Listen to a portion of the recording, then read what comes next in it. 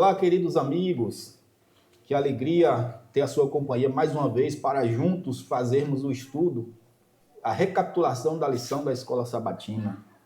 E como nós falamos na semana passada, esse trimestre, um assunto novo, um tema novo, né? O grande conflito entre o bem e o mal. E hoje aqui estamos com o nosso irmão Vilmar. Bom dia, tudo bem? Nosso irmão Reginaldo. Novamente com vocês, estendemos as cordiais boas-vindas aqui para estar conosco e compartilhando das bênçãos da palavra de Deus. Amém.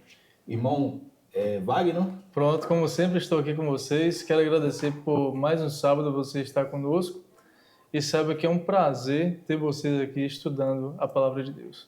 Amém. E os irmãos que não me conhecem, eu sou o irmão Fábio. O tema dessa semana é a questão central: amor ou egoísmo? Então, o título da lição dessa semana é esse: a questão central, amor ou egoísmo? E o verso da semana, o verso para memorizar, ele se encontra em Isaías, capítulo 41, verso 10. Porém, antes de fazermos a leitura do verso, eu gostaria que o irmão Vilmar fizesse uma oração. Muito bem. Então vamos fechando seus olhos, vamos orar. Querido Deus, muito obrigado, Senhor, por mais uma vez estarmos aqui estudando a Tua Santa Palavra. Que nós possamos saber passar para os nossos ouvintes que Tu mandas, Teu Santo Espírito possa estar conosco. Em nome do nosso querido Salvador Jesus Cristo. Amém. Amém.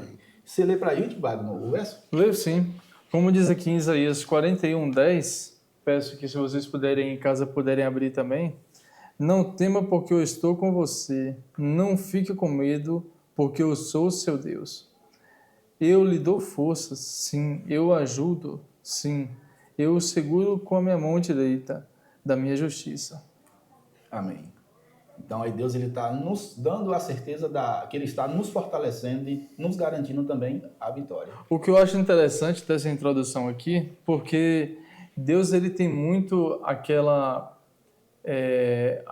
forma de se comparar com um pastor, né? Deus ele se comparou com várias coisas, mas ele se compara com um pastor. E o interessante da introdução é que vem falando bem assim: imagine que você é um pastor cuidando de suas cabras nas encostas do Monte das Oliveiras, com vista para Jerusalém. Você ouve as palavras de Jesus e fica surpreso com o que ele diz, enquanto o sol poente brilha no templo dourado e se reflete nas magníficas paredes de mármore. Jesus afirma: em verdade lhes digo que não ficará pedra sobre pedra que não seja derrubada. Os discípulos ficam confusos. O que Jesus queria dizer com essas palavras? Como elas se relacionam com o fim do mundo sobre o qual os discípulos de Jesus perguntam? Você ouve enquanto Jesus mistura a forma magistral os eventos que levariam à destruição de Jerusalém com o que ocorreria antes de seu retorno. Na destruição de Jerusalém, observamos um prenúncio da estratégia de Satanás para enganar e destruir o povo de Deus no fim dos tempos, né? A gente vê que Deus, né, ele está conosco todos os dias com a sua palavra nos alertando dos enganos de Satanás, que eu acho que é o principal fator que leva à perdição do ser humano, né? Exatamente.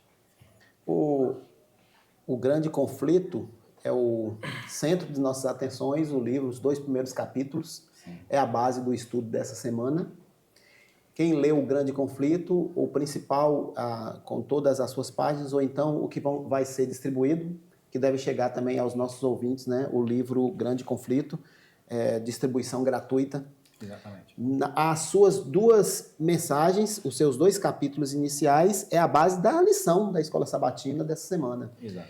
E começa falando sobre a destruição de Jerusalém, como já foi abordado aí, aquela expressão bem forte que foi usado mais tarde, posteriormente, até como jargão, né? Não ficará pedra sobre pedra.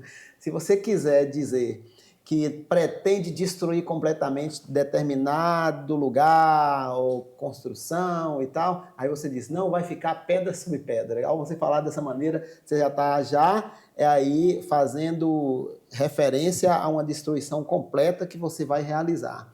E Jesus disse isso quando ele estava sobre o Monte das Oliveiras, se referindo ao templo. Exatamente. Para aquela época, isso era algo espantoso. Destruir o templo? A sólida construção de Herodes, o templo magnífico, todo com aparatos de mármore, com a sede do judaísmo ali, concentrando todo o seu ritual nos serviços sagrados, e Jesus vem e fala, não ficará pedra sobre pedra que não seja derrubado. Qual é o sentido disso? Qual é a lógica para essa expressão profética utilizada por Jesus no Monte das Oliveiras? É isso que nós vamos ver aqui também durante essa abordagem, né? Exatamente. E, sim, Vilmar? Não, eu só queria falar um negócio hoje na lição anterior, Semana passada, no caso. Semana passada, eu queria até dizer isso, mas acabou me passando. Aos nossos queridos ouvintes, a gente estuda a lição aqui, certo? Mas se alguém tiver alguma dúvida, tiver alguma pergunta para fazer, mande para nós. Através do chat. Através do faça chat. seu comentário. Pois é. Muito importante. Porque o telespectador, alguns não são adventistas, né? Isso. E às vezes tem alguma dúvida sobre essas lições. Exatamente. E aí pode mandar para nós que a gente... Aproveitando, Vilmar, o seu gancho aí, eu queria que você falasse para os nossos ouvintes, nossos telespectadores, como que eles fazem para adquirir esse guia, o guia da nossa lição, do nosso estudo. Sim. A gente tem um escritório, chama-se Missão Bahia do Sudoeste. Ela fica próxima ao shopping Conquista Sul. E lá tem uma loja, Multibom, uma livraria, né, um Multibom. E lá eles vendem a lição, certo?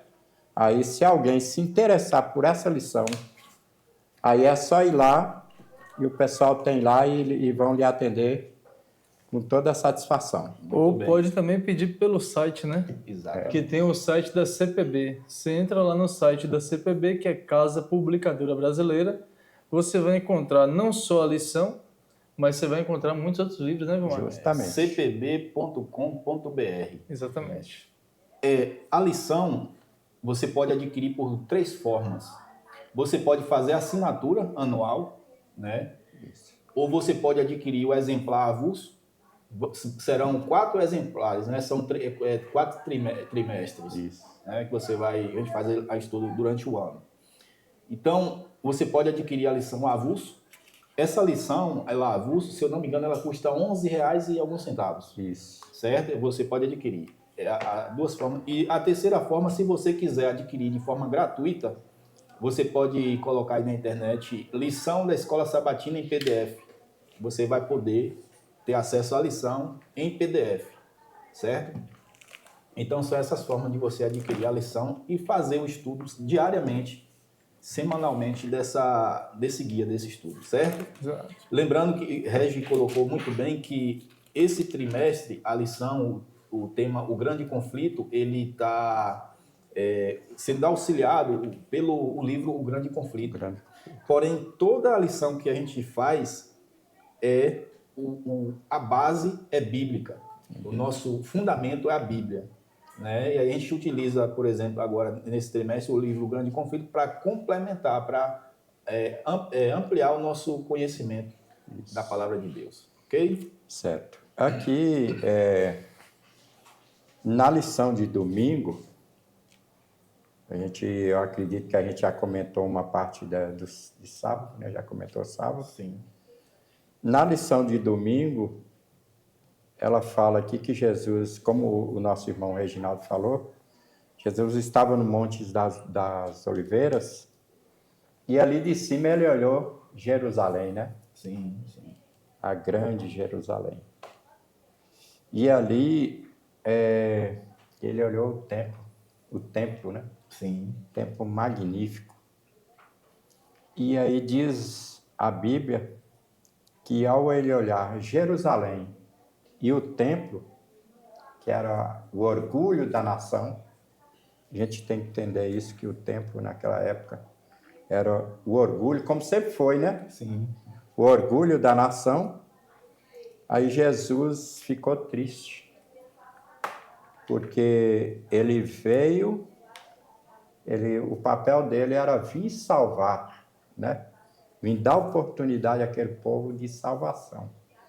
E quando ele olhou, que ele viu que Jerusalém não o aceitara e que aquele templo ia ser destruído, ele ficou triste. Então, a lição de domingo, ela fala sobre isso. E né? fala que Jesus chorou, né? Eu quero, né, Vilmar? E eu quero relatar o verso desse dia, né? Que está em Lucas, capítulo 19, versículo 41 ao 44, vem falando bem assim: quando se aproximou e viu a cidade, Jesus chorou sobre ela e disse: se você compreendesse neste dia, sim, você também o que traz a paz. Mas agora isso está oculto aos seus olhos. Virão dias em que os seus inimigos construirão trincheiras contra você e rodearão e cercarão de todos os lados. Também a lançarão por terra, você e seus filhos. Não deixarão pedra sobre pedra, porque você não reconheceu a oportunidade que Deus lhe concedeu. Eu acho que um dos maiores fatores do grande conflito é essa situação, né? De Israel ser a nação escolhida, ela recebeu profetas, recebeu reis ungidos, mas nunca se prenderam à palavra de Deus e ao compromisso com Deus 100%. Sempre Israel teve um momento de subida e de descida, sempre teve uma oscilação. Reis bons, reis maus, profetas foram mortos, e chegou o momento que Jesus, ele olhou para Israel, como diz esse texto, né, lá em Lucas, que Jesus ele chorou porque pensou assim: nossa, eu enviei já tantas pessoas para Israel, mas Israel nunca se apegou a mim, né? Israel sempre quis ser uma ovelha desgarrada, né? E assim, o fator principal é esse grande conflito, sempre o diabo, né, sempre Satanás por detrás, né, nos bastidores influenciando a queda de Israel, né? Nesse momento aqui que Jesus falou isso, Israel estava sendo dominada por Herodes, né? Corrija-me se eu estiver errado, né, Reginaldo? Desculpa. Vai lá, Regina, pergunta para você. Isso. Mas só que Herodes, ele era um rei vassalo, né? Ele era dominado por Roma. Então, assim, nunca Israel quis o compromisso 100% com Deus, né? É o próprio Herodes, que deveria ser o representante espiritual, ele se afastou de Deus também e sua vertente era mais voltada a servir Roma do que servir o seu povo. Exato. Então a decadência veio de todos os lados, tanto da parte da liderança quanto dos liderados.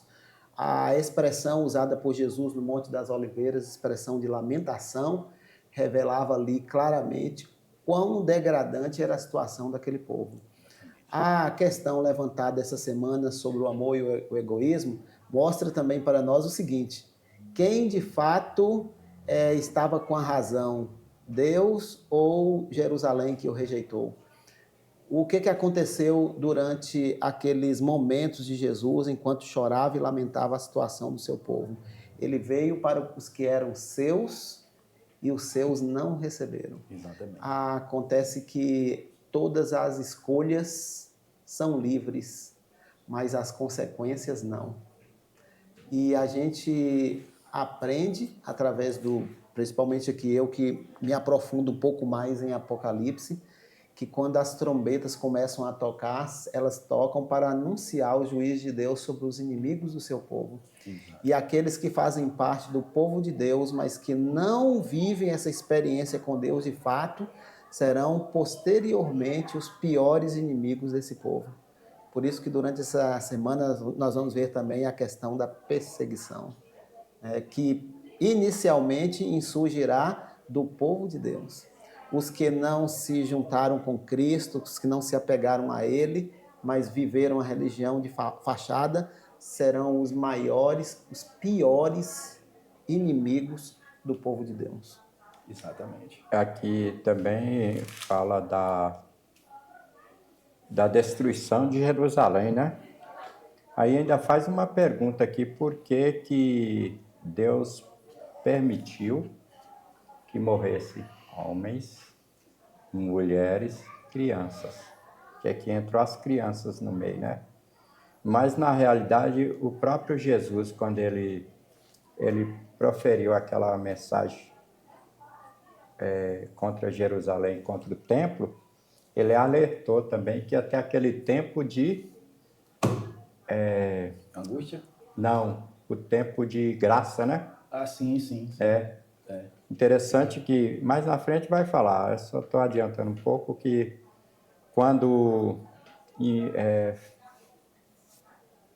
começaram a querer invadir Jerusalém, cercaram Jerusalém, aí deu um tempo lá que o exército se afastou, né? E Jerusalém, Herodes, a turma lá, os guardas, achou que eles tinham desistido. Que eles tinham desistido e foram perseguir ainda, né? Mas na realidade foi aquele tempo que Jesus falou, né? A brecha. Aquela brechinha. Que... Ele usa um termo assim: quando virdes o cerco Justamente. sobre Jerusalém, sabeis que é hora de fugir. Então, assim, apesar do povo judeu ter rejeitado a graça, ter rejeitado Cristo, e muitos deles, da liderança até a membresia, até o próprio populacho, né? Também ter consentido com a morte de Cristo, e toda a rejeição assim que isso acarretou, né, da parte deles lá, Deus ainda deu um tempo, Vilmar usou bem o termo aí, tempo de graça.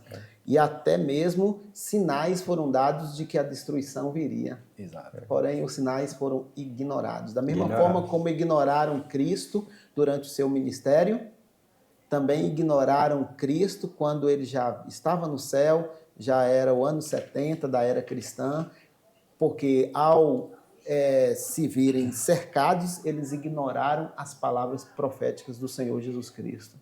Então a morte foi mais assim algo procurado do que fatalmente acontecido, né?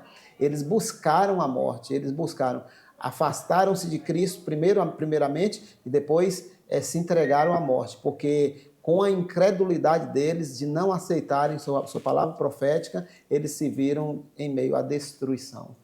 Por isso que a palavra sempre orienta: crede no Senhor vosso Deus e estareis seguros, crede nos seus profetas e prosperareis. E Jesus não foi aceito nem sequer como profeta, imagine como filho de Deus ou como o próprio salvador de toda a raça humana. Sempre isso trará consequência, ao longo da história trouxe e também trará. E o toque das trombetas em Apocalipse é uma demonstração de que nada ficará impune na face da terra. Lembra que quando o quinto selo é aberto, os servos de Deus clamam: até quando não julgas e nem vingas o nosso sangue dos que habitam sobre a terra? Começa então a cumprir essa pedida das almas debaixo do altar ali, antes que eles realmente venham a clamar.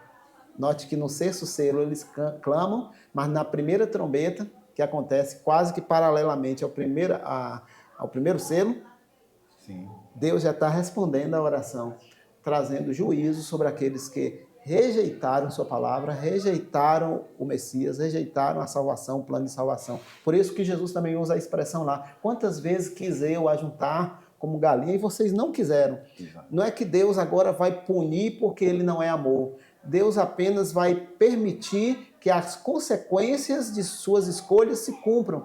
E Deus não iria interferir nisso, porque assim como ele é justiça, ele também é juízo. Aqui tem dois, rapidinho, aqui Não, só, tranquilo, não. tem dois parágrafos aqui que eu gostaria de mencionar. Um é: Jesus deu a oportunidade, eles não quiseram. E aí, aqui perderam, a lição fala que eles perderam a proteção de Deus. Então, quando perde uma proteção, o que acontece? Né? Por exemplo, vamos fazer uma comparação aqui aos dentes, né? Aos dentes. Bom, você vai no dentista, os dentes estão sensíveis. Aí você vai no dentista, o dentista fala o quê? Seu dente perdeu O esmalte. O esmalte, né? Seu dente perdeu o esmalte. Então, perdeu o quê? A proteção. E quando se perde a proteção, o que acontece? Sensível. Fica sensível, cria cárie, cria isso, cria aquilo, entendeu? É a mesma coisa aqui. Aqui, como a gente está falando do grande conflito, né, entre Deus e Satanás, Reginaldo falou aí que Jesus falou quantas vezes eu quis ajuntar, né? Vocês como a galinha junta os pintinhos debaixo da minha asa, vocês não aceitaram. Então, um dos pontos é isso aqui. Deus, ele não quer que ninguém se perca, que ninguém morra. Ao contrário, aqui no segundo parágrafo, aqui, ó, no segundo que eu vou falar, quer ver? Satanás se deleita na guerra, pois ela desperta os piores sentimentos humanos ao longo do tempo. Tem sido seu propósito enganar e destruir e depois culpar a Deus. Enquanto Deus não quer que ninguém se perca, que ninguém morra, Satanás quer que todo mundo morra. É o contrário. É o contrário, é interessante, né? O ladrão vem para matar, roubar e destruir. Justamente. Então ele quer matar. Ele não quer que ninguém sobreviva. Porque quantas pessoas que ele puder matar do lado dele, ele sabe que é dele, né? Então Deus não quer matar ninguém, ou entre aspas, né? Mas Satanás quer. Então Deus quer que todo mundo se salve, que fique vivo. Satanás quer que todo mundo se perque e fique morto. É interessante, né? O que eu fico analisando é que, assim, ó, muitas pessoas no meio midiático, né, ateus, enfim, questionam Deus ou acusam, porque fala assim, você não é Deus, o Senhor não é amor, porque existe tanta morte, tanta perdição, tantos problemas no mundo. Mas só que existe uma questão, né, Vilmar? O mundo foi condenado por conta do pecado. E eu fico parando para analisar assim, gente, como uma comparação que Rodrigo Silva fez certa vez, que Deus, ele é como água e nós como seus peixes. Se o peixe quiser viver fora d'água, o peixe vai morrer. Deus, ele fala, não, fique em mim porque você vai ter vida. Então, da mesma forma é Deus. Se você quer viver fora de Deus, você não tem condições de sobreviver. É uma frase que não existe. Viver fora de Deus, né? Exato. Não tem como. Não tem como. Você viver fora de Deus não tem como. É morte certa. O salário do pecado é a morte. Mas o dom gratuito de Deus é a vida eterna, né? Então, pecado é quem? Pecado é diabo, né? A gente tem essa certeza. Pecado é diabo. Ele é o pai do pecado. Então, é o diabo, pai do pecado. Deus, salvação, né? Então, agora, cabe a gente a escolher que rumo a gente quer tomar, né? Exato. Exatamente. Na lição de terça-feira, fala justamente fiéis em meio à perseguição. Então, a gente percebe que ao longo desse conflito que existe entre o bem e o mal, os fiéis de Deus sempre foram e sempre serão perseguidos, sempre serão vírgula, até aquele dia em que Cristo virá e porá um fim nesse grande conflito. Mas até lá, os fiéis de Deus serão perseguidos. E a gente percebe que essa perseguição ela vai se acentuando cada vez mais até que o desfecho final aconteça, né? Exato. Vai se acentuando de forma muito grave, né? Exatamente. Porque, assim, de certa forma, estamos falando aqui para pessoas que, na sua maioria, moram no Brasil, né? E assim, vivemos em um país, de certa forma, tem as suas ideologias que perseguem o cristão, mas é de forma um pouco velada. Mas, majoritariamente, o Brasil é cristão. Então, de certa forma, predomina o cristianismo, né? Mas só que uma minoria barulhenta nos persegue de uma forma ou de outra. Isso é fato. Quer seja no meio midiático, quer seja no seu emprego, aonde você quiser servir a Jesus de forma que a Bíblia apresente, você às vezes vai ser perseguido, né? Mas só que quando a gente olha para alguns países que a TV não mostra, a TV de certa forma não mostra, mas quando você vê em alguns países cristãos sendo mortos, queimados, degolados, de forma brutal, a gente se dá conta que a perseguição já está no mundo de forma velada, mas está aí já há muito tempo. Em algumas tribos, em algumas partes aí da África, se você decide ser fiel a Deus, você é jogado dentro de uma vala e é queimado vivo, né? Mas só que aqui nos nossos países livres, a gente ainda tem a liberdade de ser cristão. Mas vai chegar um certo dia que de forma velada ou de forma maior, assim, mais bruta, a gente vai ser perseguido por ser cristão, né? Mas de certa forma, Deus, essa perseguição vai acontecer, mas é como tem a promessa em Apocalipse, que o Espírito Santo estará conosco até o último momento. É isso mesmo, né, Regi? Sim, os cristãos foram preservados durante a destruição de Jerusalém, é o que é apresentado aqui na parte segunda, né? Sim. Os cristãos foram preservados. E por que foram preservados? Olha que coisa interessante. Qual é o grande ponto de nossa segurança em todos os tempos, especialmente no final da história da raça humana? Qual o nosso maior ponto de segurança? É a palavra de Deus. A palavra de Cristo são suas profecias, é sua mensagem, seus sinais. Observe que Sérgio Gaius, ele cercou Jerusalém e tinha lá dentro da cidade, dentro dos muros, cristãos, judeus e muita gente lá. Não tinha escapatória para ninguém, nenhum cristão sobreviveria, porque o cerco já estava formado. Os cristãos entraram em desespero? Não. Por quê? Eles se lembraram do que Cristo disse. Quando virdes o cerco, sabei que é hora de fugir. O cerco não era sinal de que eles seriam destruídos. Olha que coisa, você já viu algum exército inimigo cercar uma cidade completamente para não deixar ninguém sair? Para depois matar de fome, depois acabar de matar numa invasão o restante que ficar?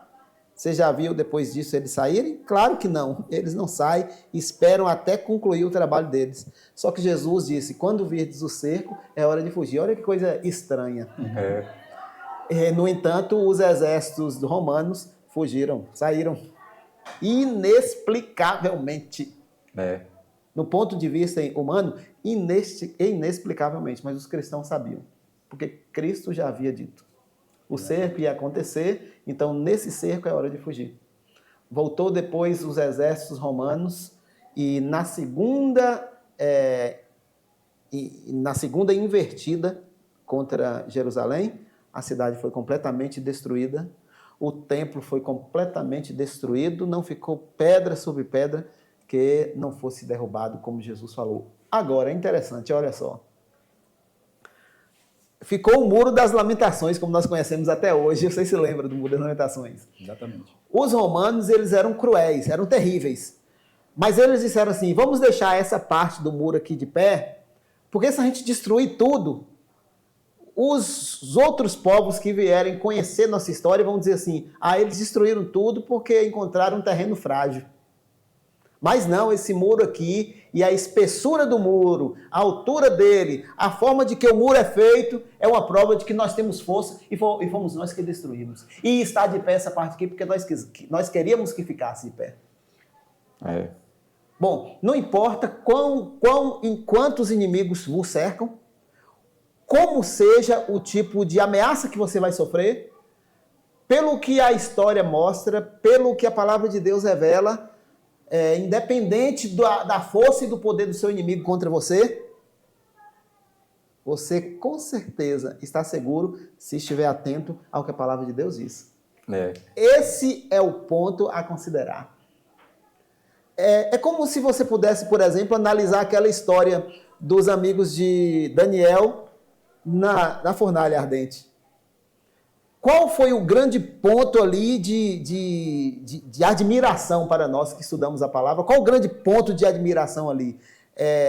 Para alguns, talvez eles possam dizer assim, não, foi o fato de Deus não ter permitido nem que o cabelo se chamuscasse. Não, isso não é o maior ponto de admiração. Não é um grande ponto de admiração saber que os homens que conduziram para a fornalha morreram, mas eles sobreviveram até dentro da fornalha.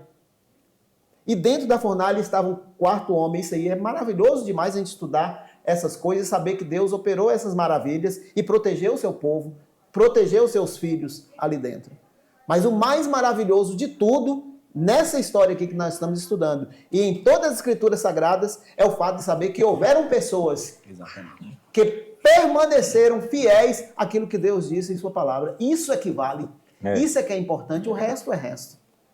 Inclusive, complementando, Regi, lá em Apocalipse 12, a partir do versículo 9 em diante, é dito que os fiéis, eles venceram o inimigo porque em face da morte não amaram a própria vida. Então é isso aí que o Regi acabou de falar. Sempre houve e sempre haverá fiéis enfileirados nas trincheiras dos remanescentes de Deus, que não dobram o joelho a outro Deus a não ser o verdadeiro. Deixa eu complementar seu comentário também, interessante ele falando aí. Tem uma outra parte em Apocalipse que fala isso aí, né? Que diz também o seguinte: eles, pois, o venceram por causa da palavra do testemunho que deram. Exatamente.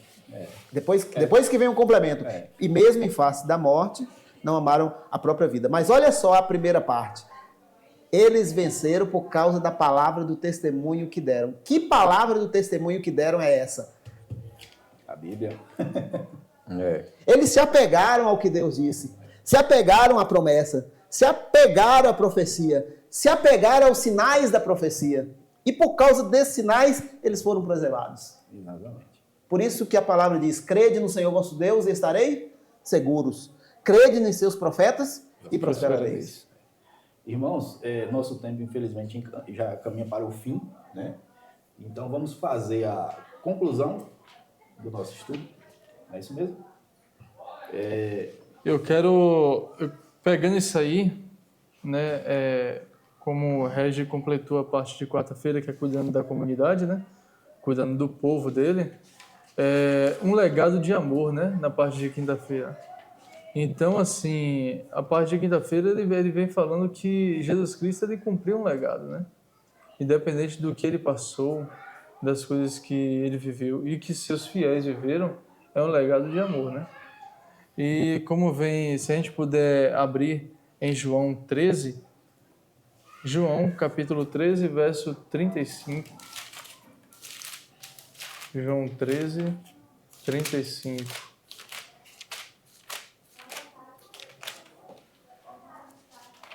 Vem falando bem assim. Um novo mandamento dou a vocês. Amem-se uns aos outros, como eu amei a vocês. Com isso, todos saberão que vocês são meus discípulos, se vocês amarem uns aos outros, né? Exatamente. Então, assim, o que eu vejo na lição é um relato muito, muito interessante que eu quero ler para vocês, que vem falando bem assim: o amor era a norma das comunidades cristãs nos primeiros séculos. Tertuliano afirmou: são principalmente os feitos de um amor tão nobre que levam muitos a colocar uma marca sobre nós. Então, assim, o que eu fico analisando, assim, o amor dos primeiros cristãos, que é o que a gente deve copiar hoje, né, gente?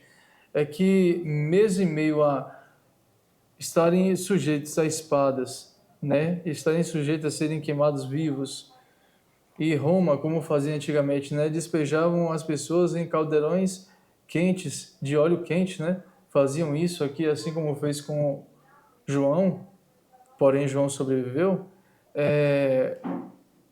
O que eu fico analisando é que esse amor deve estar sobre nós hoje, né? Porque não quisemos amar a nossa própria vida e em face à morte, como fizeram os valdenses, nunca deixar de pregar o evangelho, né? De levar esse amor de Jesus, essa mensagem de Jesus às outras pessoas, né? Para concluir também, a gente viu aqui que também aquela destruição de Jerusalém serviu para que o povo espalhasse pelo mundo, né? Exatamente. Porque o mandato de Jesus é para pregar o evangelho a todo mundo, né? Ide por todo mundo, fazer discípulo, né? Então, um dos pontos aqui que os cristãos, quando saíram de Jerusalém, fugiram, né? A lição diz que eles foram para muitas cidades. Então, vamos dizer assim, muito evangelho sendo espalhado, Exatamente. né? E pregados pelo mundo. Pregado pelo mundo. Então, para a conclusão da lição, essa lição é muito importante. Inclusive, nós falamos aqui o meio de adquirir a lição. É um estudo completo da Bíblia, né? E quem quiser pode ir onde eu falei e pelo site também, tá certo? Nas minhas conclusões, eu queria só relembrar aquilo que eu já havia dito a priori, né? De que o grande ponto de proteção, segurança para nós, o povo de Deus, é nos apegar à sua palavra. É o apego à palavra de Deus. Vocês se lembram que aqueles amigos de Daniel, eles disseram: se nosso Deus quiser nos livrar, ele nos livrará de tuas mãos e da fornalha, ó rei. Exatamente. No mais, fique sabendo que não adoraremos os seus ídolos. Ou seja, vamos fazer aquilo que Deus determinou que nós fizéssemos. Não adorar outro Deus além dele. Nós só adoramos ao Senhor porque na palavra diz que assim temos que proceder. Então é o que a palavra diz é que vale, é que tem peso, é que tem significado, é que transmite segurança e proteção. E não necessariamente os vendavais que sopram no mundo. Não importa de que lado sobrevenha. Que Deus nos abençoe, né? Amém. Eu teria 30 segundos só para ler um verso aqui do Grande Conflito, porque assim, eu gosto muito do Espírito de Profecia, né? Eu gosto muito dos escritos da irmã White, né? E eu quero dizer que lá no livro O Grande Conflito, página 32, é algo muito interessante. Eu acho muito bonita essa palavra dela, que vem falando bem assim: os esforços de Satanás para destruir a igreja de Cristo pela violência foram em vão. Com a derrota, venciam. Os obreiros de Deus eram mortos, mas a obra ia avante com firmeza. O evangelho continuava a se espalhar, e o número de seus conversos a aumentar. Penetrou em regiões que eram inacessíveis, mesmo aos exércitos romanos. Discutindo com governadores pagãos que estavam impulsionando a perseguição, um cristão afirmou: vocês podem nos matar, torturar e condenar. Sua injustiça é prova de que somos inocentes. De nada vale a crueldade de vocês. Isso era apenas um convite mais forte para conduzir outros à mesma convicção. Quanto mais somos ceifados por vocês, tanto mais crescemos em número. O sangue dos cristãos é semente. Amém. Amém? E foi Tertuliano que falou essa frase primeiro, né? Que o sangue de cristão era como semente. Quanto mais se derramava sangue de cristão, parecia que brotava cristão da terra. Exatamente. Meus queridos, o nosso tempo acabou. E a minha mensagem é o seguinte: estamos em meio a um grande conflito, a uma grande guerra, a maior de todas as guerras. Ela começou antes da fundação do mundo, com a rebelião de Satanás, e ela irá perdurar até a volta de Cristo. Porém, nós temos uma certeza. Essa certeza não sou eu que estou te dando, é Cristo quem te dá. E a maior prova de que Ele pode te dar essa certeza é que Ele morreu na cruz por você e por mim, e Ele ressuscitou. A cruz está vazia, a tumba está vazia, o trono do céu está ocupado por Cristo. Amém. E Ele disse para mim e para você que se formos fiéis até a morte, Ele nos dará a coroa da vida. Amém. O conflito é uma realidade. mas esse conflito já tem um vitorioso, Amém. é Cristo Jesus. E todo aquele que se colocar ao lado de Cristo será vitorioso com ele. Porém, aqueles que escolherem o lado do inimigo, eles serão derrotados juntamente com ele, porque ele já está derrotado. Então, meu convite para você é o seguinte: se coloque nas fileiras dos fiéis remanescentes de Deus, porque assim você será vitorioso. Amém. Eu me coloco nas fileiras de Cristo e espero que você também. Obrigado pela sua companhia e até o próximo estudo. Amém.